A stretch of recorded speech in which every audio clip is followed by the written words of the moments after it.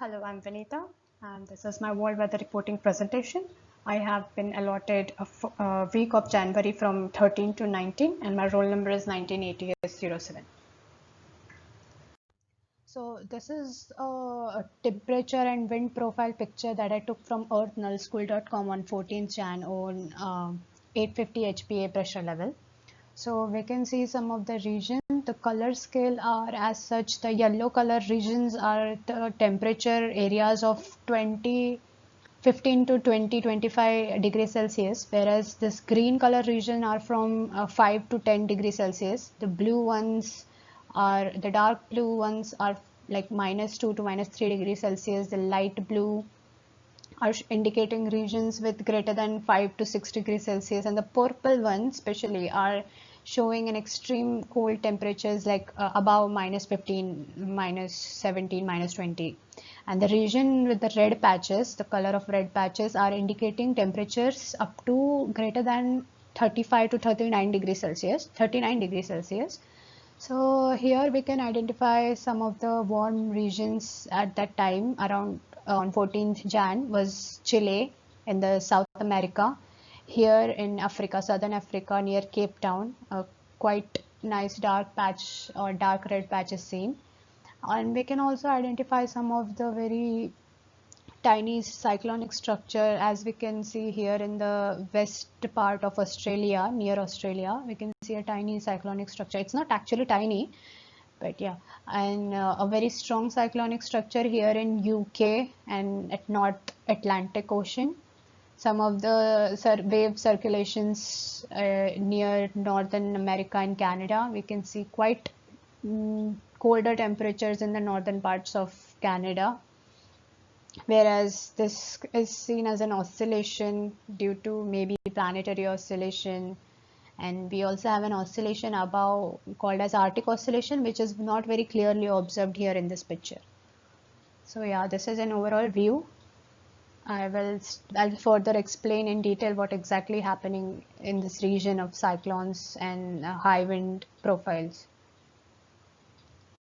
So this is a 7-day average geopotential height anomaly at 700 millibar pressure level. This is taken from NCAP reanalysis dataset. For this dataset, this geopotential height anomaly, which has been shown in this graph, are calculated as a departure from 2010 monthly mean. So since we know that the colder air masses are the region with low pressure areas or that causes the pressure level to be lower, that's why we consider colder air masses are situated with the low pressure regions, whereas warmer air masses that rises or that can rise the pressure level, so we consider them as high pressure level areas. Where so the positive height anomalies are the region with warmer air masses, whereas the negative height anomaly region and the colors are denoted by the cold air masses. Are like we can identify that here colder air mass is situated for this 7-day period. So we can identify here in the North Atlantic and North America a severe weather situation or a condition going on with a very negative geopotential height anomaly somewhere here and surrounded by the positive height anomaly. That means the colder air masses, low pressure region surrounded by the high pressure region. Whereas here in the Arctic, a very dense cold air mass can be identified sitting there for the 7-day long period. Whereas here in the North America, we can see blue patch which shows negative height anomaly. That means a colder air mass might be present there for this duration of time. Whereas here somewhere in the South America near Brazil, we can see positive potential height anomaly showing warmer air masses. So this can be the reason due to the Amazon wildfires, quite warm condition might have been created there.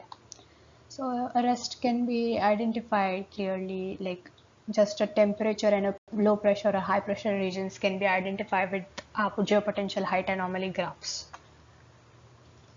Now I will start with reporting and identifying some of the very severe and notable weather events. I'll start with the North America.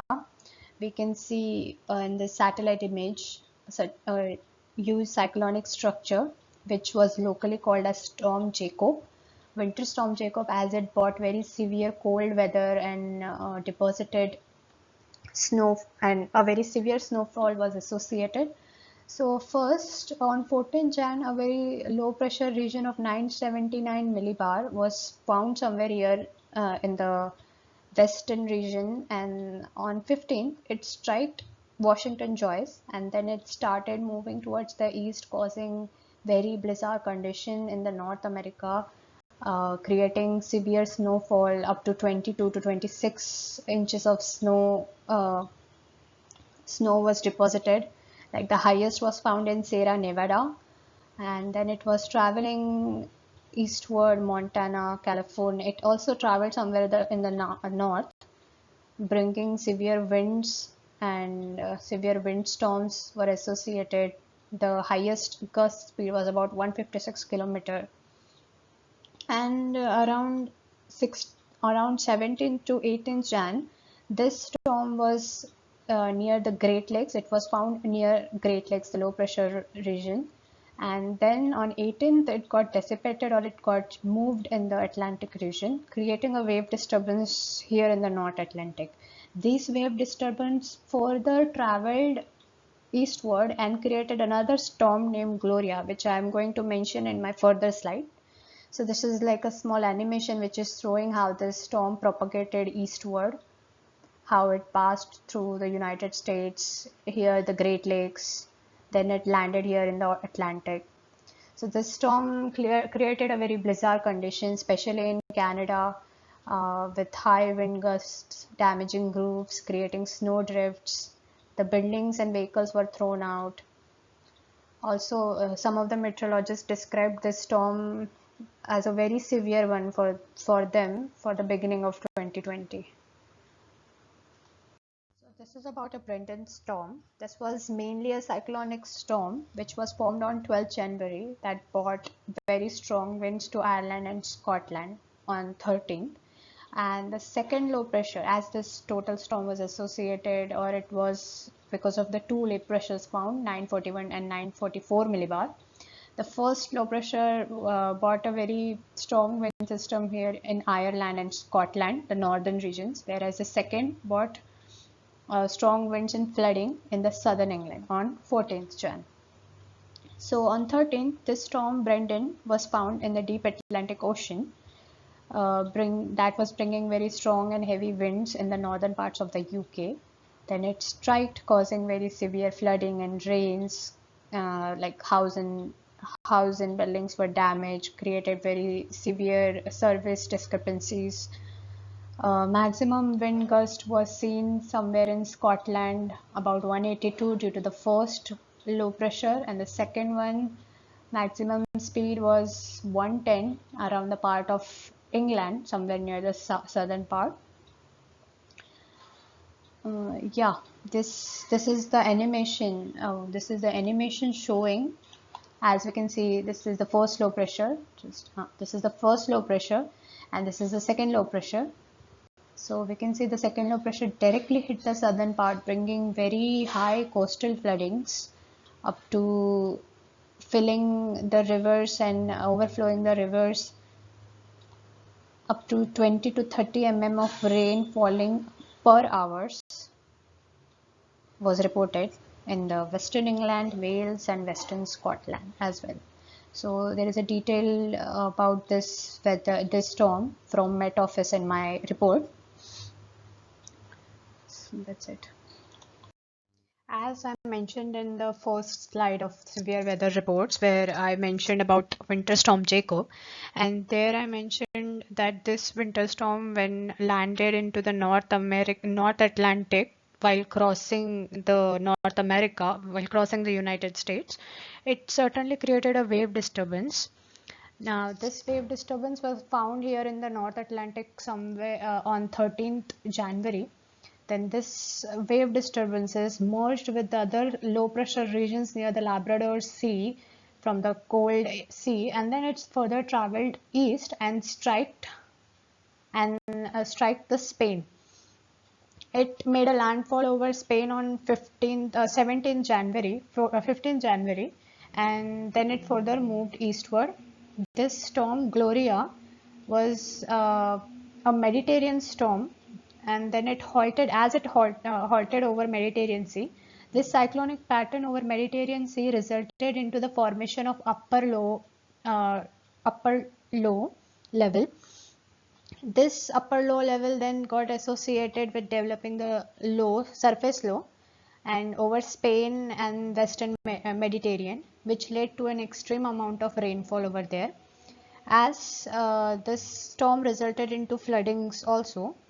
With the storm, arrival of cold winds from Labrador Sea merging, as I told, it got merged with the other low pressure regions from this area and it struck. With those cold mid levels and warmer western Mediterranean Sea, the storm activity started developing and got intensified. Even excess rainfalls was then further noticed in the preceding days from 17th to 18th.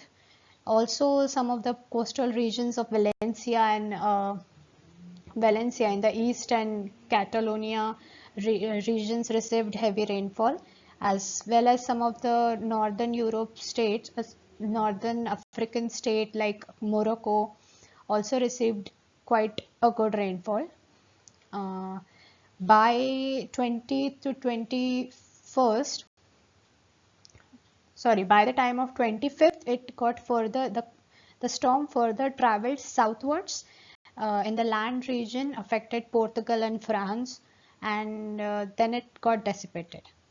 So basically the storm was very severe. It almost killed 2-3 peoples there, causing very blizzard, floody conditions.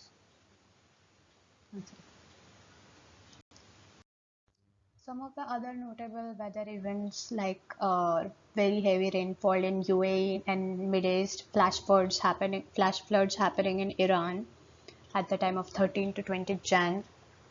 So in Dubai on 13 Jan, UAE recorded the very significant high rainfall amount of 172 to 156 mm.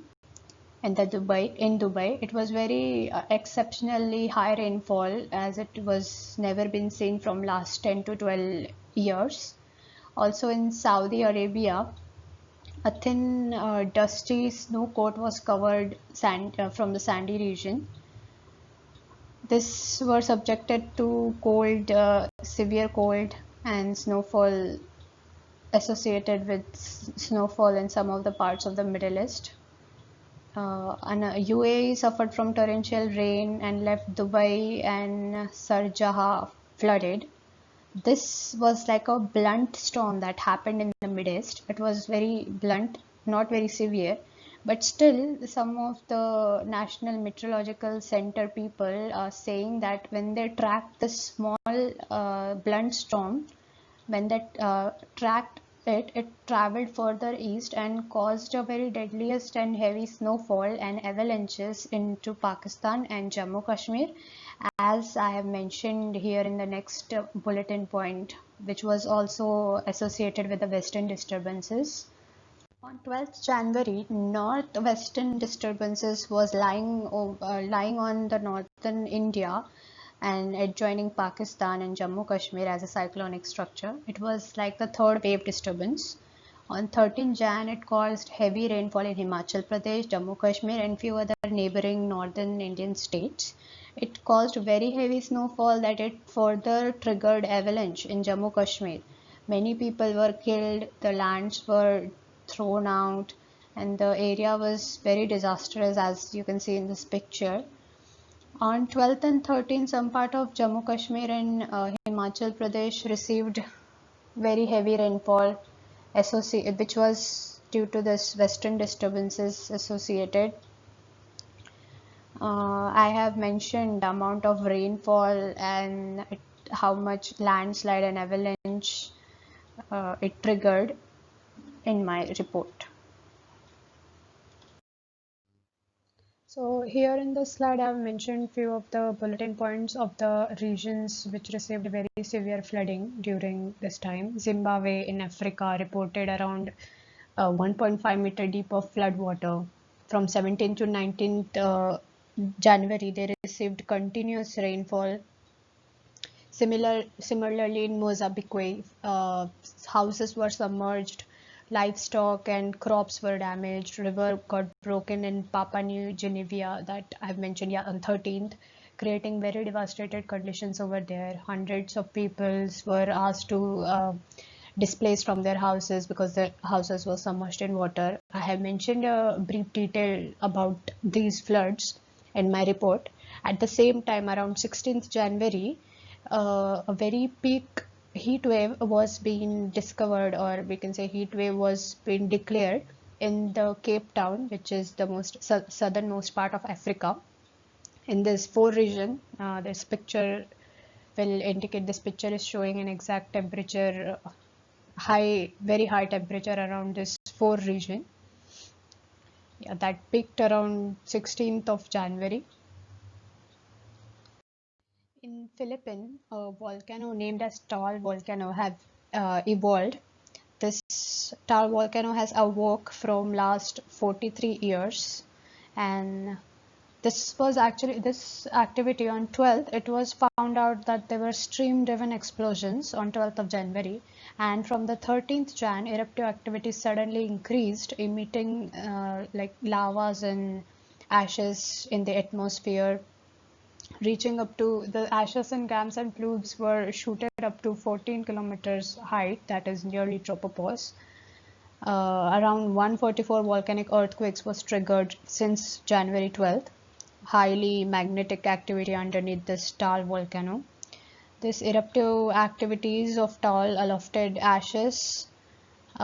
This volcano was also accompanied by great thunderstorm. You can see in the picture on the right, this thunderstorm is accompanied with this volcano, resulting into very severe threatening condition in the nearby regions. People were asked to displaced. People were displaced from that region.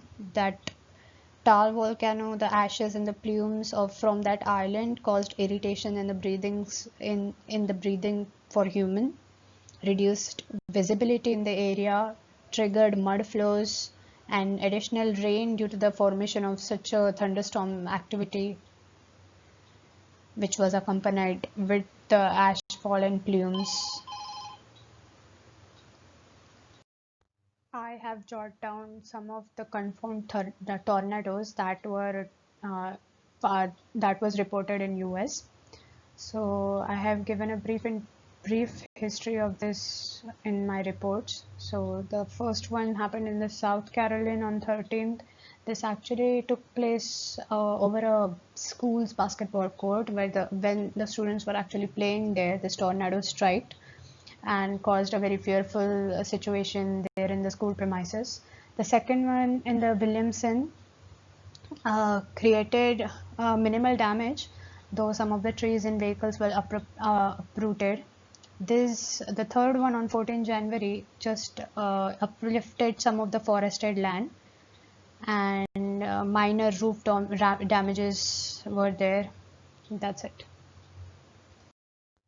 A cyclone named Claudia that was situated in the west side of the Australia. It was very far from the land, doesn't cause any severe damage, though a low pressure system was first identified by JTWC on 7th, but as it was disorganized, they didn't issue any warning. On 10th of January, as it organized again and then formed into a tropical cyclone, and received a name Claudia on 11 January. On 13th, the storm started proceeding towards the southwest region with the highest speed of 150 km per hour and a low pressure of 969 millibar. And on 14 January, it was seen that the center of the storm was not very deep. So they concluded that the storm will dissipate sooner. And on 15th, the BOU, the meteorological departments and the weather channel reported this cyclone Claudia, and it was continued to move towards the south as they predicted. And on 15th Jan, it was found that the speed of this cyclone was about 65 km per hour, and On around 17th Jan, this Claudia dissipated as a tropical low around 7 to 4:30 a.m. Local timings. Another cyclone structure named as Tino that was found as it was associated with convergence zone. It caused a significant damage across the island. It was the first wave disturbances, tropical disturbances was found on 11th Jan near Solomon Island. Then it propagated eastward from that island towards Fiji, and it made a landfall on Fiji on 16th with the sustained wind of 102 kilometers per hour and a low pressure area of about 980 something. I have mentioned it in my reports. So it was this was over Fiji. This system got strengthened and started intensifying. It was considered to be a Category 3 tropical cyclone on 17th. A satellite image of the formation of eye of the cyclone storm was also captured. This when it further was moving over Fiji in eastward direction. This due to the decrease in the sea surface temperature, it started weakening, and on 19th this cyclone dissipated in the further east beyond Fiji Island. We know about the ongoing Australian bushfires that was started somewhere from mid-November 2019. As one might know that this bushfires was started because of a very known phenomena called as Indian Ocean Dipole, which was conditioned to the positive phase, which created a very cold sea surface temperature in the eastern part or near Australia and a very warm temperature in the western side of the Indian Ocean. Because of this structure, the moisture was reduced. The upwelling of the moisture was reduced, which used to get transported to the Australia, and that created a very dry condition there. And due to this dry thunderstormic situation, the lightning might have struck and started several fires in the Queensland and Victoria. So this is about the past history of how this bushfire started. Now, because this was ongoing from last 1 and 2 months, around January, in the first and midweek of January, this bushfire resulted into the formation of pyrocumulonimbus clouds. The smoke that came from the Australian bushfire resulted into such a huge amount of cumulus and pyrocumulonimbus cloud that was essentially a fire-induced clouds. They were triggered by ash and smoke and superheated updrafts. So luckily, few of the areas of the southeastern Australia received good rainfall that caused much relief conditions due to this formation of clouds. Some lands like New South Wales and Victoria received good heavy rainfall. And but again, even in the presence of these rainfalls, as those clouds were thunderstormily active, electrically active, it further again created and triggered some of the new fires. But still, some of the work was going on for restoring the power safety. So yeah, that's the end of my slide. I have all the details provided in my report. Thank you.